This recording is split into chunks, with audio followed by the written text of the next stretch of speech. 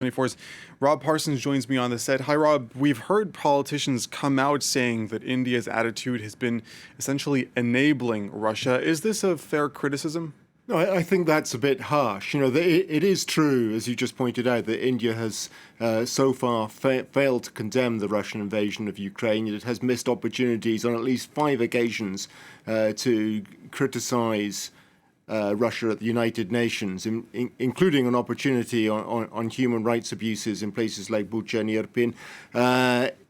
It continues to import Russian oil and seems ready to take the opportunity of discount prices of Russian oil to take more. And according to the leaders of China and Russia, India sees eye to eye on their position on the war and on the general strategic outlook of the world. On that final point, I think that's just wishful thinking on the part of the Russians and the Chinese. India is looking out for its own strategic interest first and foremost. On the question of oil, the Indian response to that is, well, look, the European Union, since the start of the war in Ukraine, has imported somewhere in the region of 50 billion euros worth of Russian oil and gas. Yes, now its position is changing. It looks like there will be sanctions coming in before the end of this year. And on the other 2 points, well, India says, look, it's not that we haven't been critical. We've said that this war is wrong, that it shouldn't be happening, there should be a ceasefire. The foreign minister has criticized, for instance, the human rights abuses in the town of Bucha outside Kiev.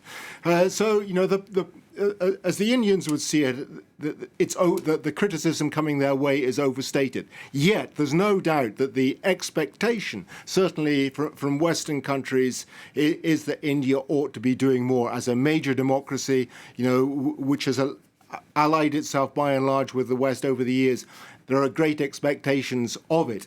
At the meeting with the German Chancellor Scholz on Monday, Chancellor Scholz invited India to the next G7 meeting as Germany's special guest.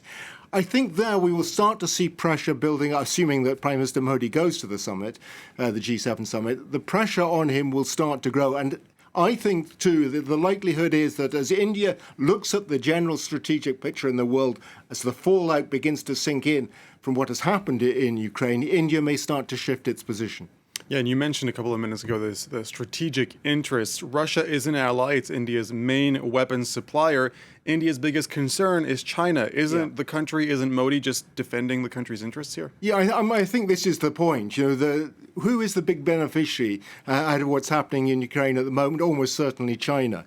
Russia's economy is being devastated by what's happening in Ukraine. Whether or not it wins militarily, it emerges from this war thoroughly weakened. And this is the issue for India, increasingly dependent on China. It's cut off from its Western markets in Europe and the United States, Japan.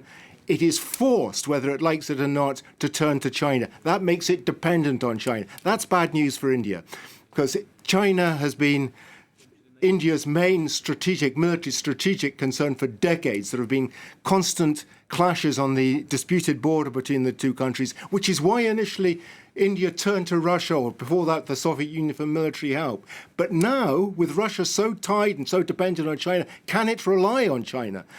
Can it rely on Russia? I think the assumption must increasingly be for the Indians that it cannot, that it has to turn elsewhere for military support and global relations. Countries like France, which already is in the process of supplying 36 Rafale combat aircraft. I think we're going to see India gradually shift its position in the months and years ahead. Press 24's Rob Parsons with the all-important analysis. Rob, thank you very much.